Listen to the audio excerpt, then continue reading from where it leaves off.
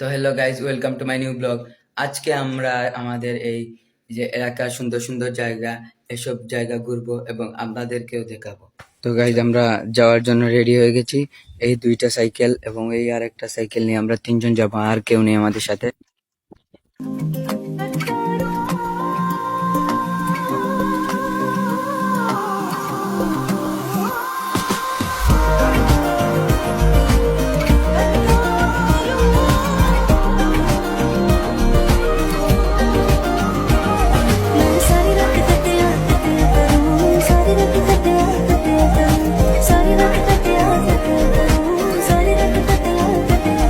আমরা এখন এসে গেছি মিশন, মানে এটা হলো আমাদের অনেক প্রাচীন একটি হসপিটাল।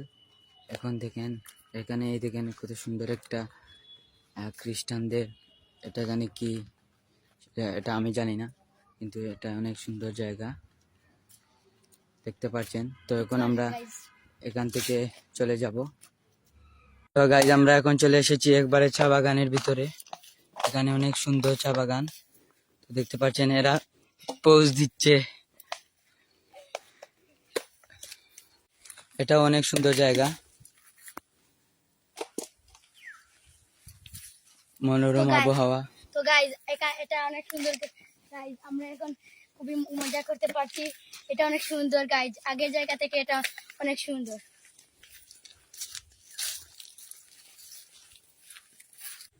তো গাইজ, আরিয়ান বলেছে রাফাতকে এখানে চা বাগানের উপরে শুতে পারলে কি দিবে একটা থাপ্পড় দেবো তাকে। ওকে ওকে গাইজ, দেখি এখানে শুতে পারে নাকি। যদি শুতে পারে না, তাহলে আমাকে 100 টাকা দিবে। তো চলো গাইজ, দেখা যাক। আরে সত্যি তো শুয়ে গেছে গাইজ, এটা তো সাদা। তোকে কোন মারো। ওকে ওকে, থামো, আর মারামারি না। এখন আমরা চলে যাব গাইজ আরেকটা জায়গা দেখাতে, আপনাদেরকে আরেকটা জায়গা, সুন্দর একটি জায়গা দেখাতে যাব। তো চল।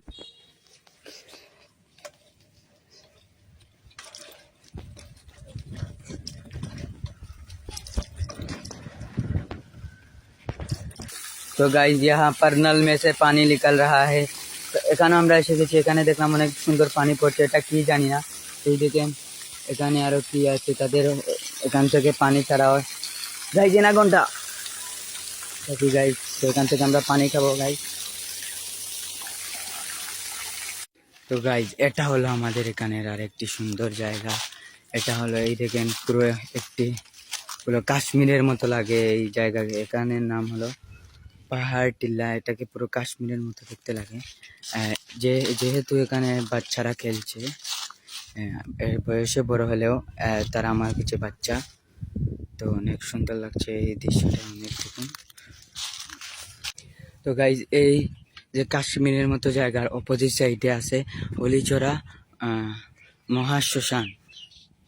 এখানে দেহ হতে আত্মার মুক্তি ঘটে। এই দেখেন, এই পাশে হলো শ্মশান, আর এই সাইডে যে আমাদের এখানে অনেক মানুষ ঘুরতে আসে।